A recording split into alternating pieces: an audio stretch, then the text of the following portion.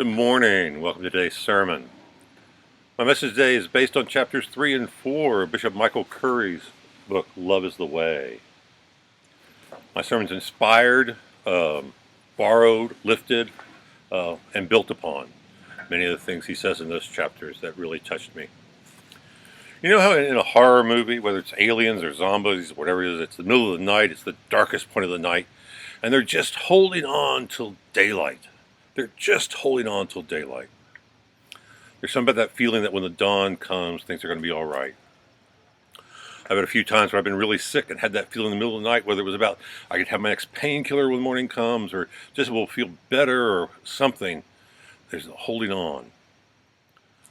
Martin Luther King Jr. talked about those moments in the development of societies and communities. He called them midnight. Midnight.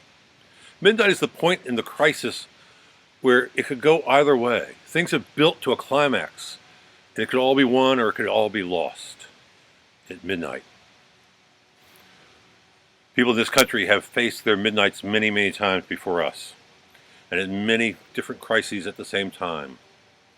The people who faced the 1918 flu also faced World War I. The people who faced the Depression and the Dust Bowl also faced World War II. My father's college career ended as he went off to fight in World War II. One of the battles he fought in was Guadalcanal, a terribly horrible battle. He came home and was home for a few years, married my mother, and was called back up to Korea. 2 wars back to back. As we moved into the 60s and the Civil Rights era, people had hopes that something new was going to happen. In 1954, the Supreme Court ruled on Brown versus the Board of Education. Segregation was against the Constitution. And so began the work and the process, but that process saw many midnights. With the assassination of John F. Kennedy, the assassination of Malcolm X, the assassination of Martin Luther King Jr., the assassination of Bobby Kennedy. That time period also saw the Vietnam War.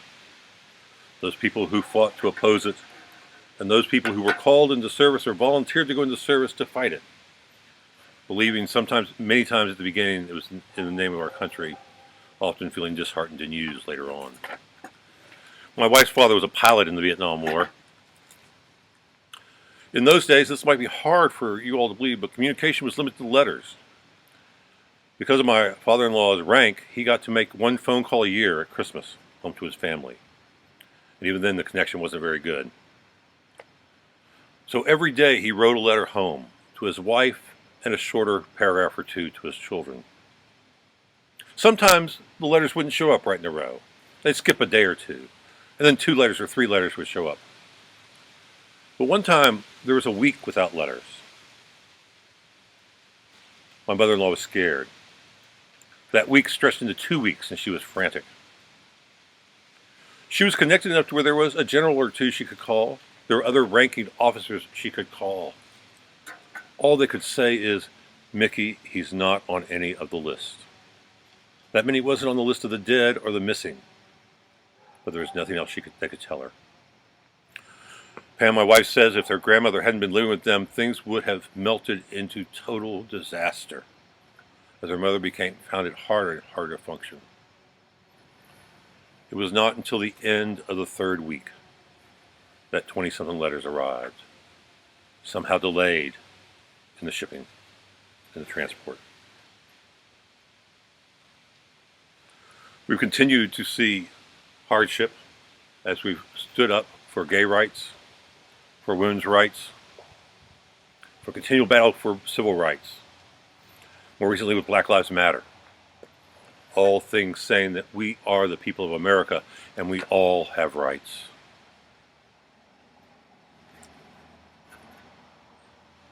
We are at a midnight in America.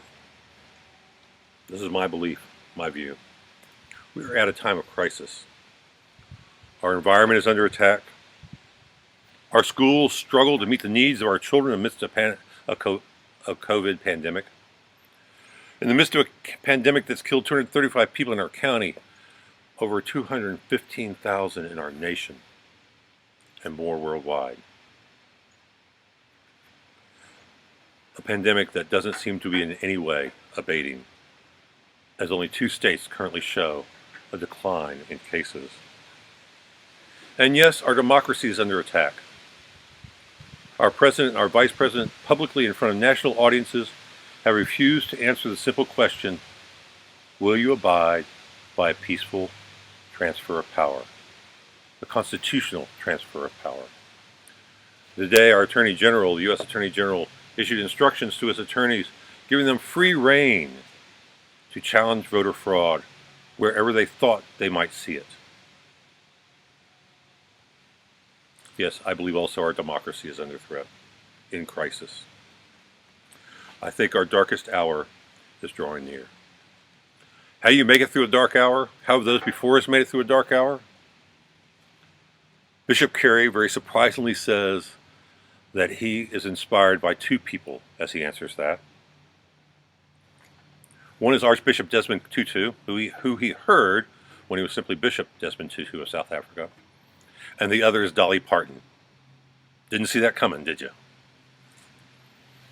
Dolly speaks frequently about her faith, her love of God, and the vision that took her from a shack in the foothills of the Great Smoky Mountains of Tennessee, first to Nashville and then to Hollywood. A dream. Desmond Tutu offered up a dream for a nation, a dream of the peaceful transfer of power, restoring of rights to all citizens of South Africa. Not through a violent uprising of the black majority, not through the oppression of the white minority or a revolution with death involved. No, a new South Africa for all South Africans. That's the vision you get when God's part of your vision.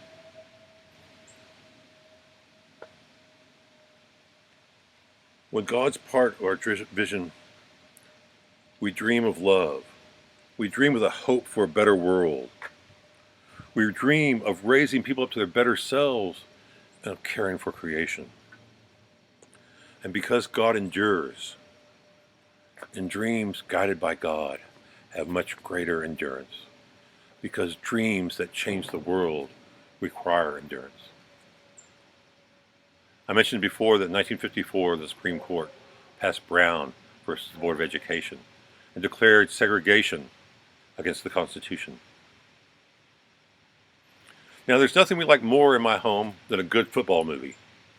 And one of those we've watched numerous times is a true story. The year is 1971, and it takes place in Alexandria, Virginia. It's called We Are the Titans. We Are the Titans. It's the story of desegregating, or the story of integrating, the football team and school at T.C. Williams High School in Alexandria in 1971. 16 years after Brown versus the Board of Education. And still we have work to do to have equality in our schools across the nation. I believe God's dream for each of us is that we discover what we're called to be, who we're called to be, and in that we find the fullness of our potential. God's dream for humanity is that we're drawn together to the common good, the good for all people. And God's dream for creation is that we learn to treasure it and quit exploiting it for greed and selfish reasons. If you want some more specific, as those dreams come into focus for me, this maybe you can agree with those bigger principles, but this is how they focus for me. In God, I dream of health care for all. It should not only be a certain group of people who have access to the health care that saves lives. In God, I dream of families united, not torn apart. In God, I dream of access to opportunities, and that means quality of education for everyone. In God, I dream of police who are trained to serve and protect, who, on arriving on a scene, see their first task as de-escalation. I dream of a nation. In God I dream of a nation. Where if you're a person of color, you speak a different language, you're LGBTQ, or in some other way step apart from the others, you feel just as much opportunity and safety and rights as I, a white man, feel in America.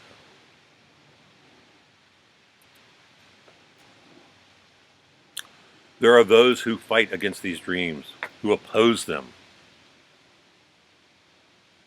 There were members of an armed militia arrested just this day as I speak in Michigan, plotting to kidnap the governor. There are climate deniers, there are polluters, there are racists, there are COVID ignorers, there are greedy and self-centered people, there are white supremacists and anarchists. They are people who oppose these dreams, who fight against them. I hope and pray that as the segregationists of the 50s and 60s have slowly, unfortunately slowly, faded away, these other people will also. Or they'll join a vision and a dream for a better land and a better time. It's hard to last through the night, the struggle, the fears, the temptations to give up. So Bishop Curry offers us 9 instructions that Martin Luther King taught the members of his nonviolent movement. And I think they're just important today to keep us healthy through the night, to keep alive and nourish the hope and the promise and the dream within us, that I share them today. Meditate daily on the teachings of the life of Jesus. Our relationship with Jesus allows us to dip deep into a well of love and to share the living water. Remember always that the nonviolent movement seeks justice and reconciliation, not victory, reconciliation and not revenge.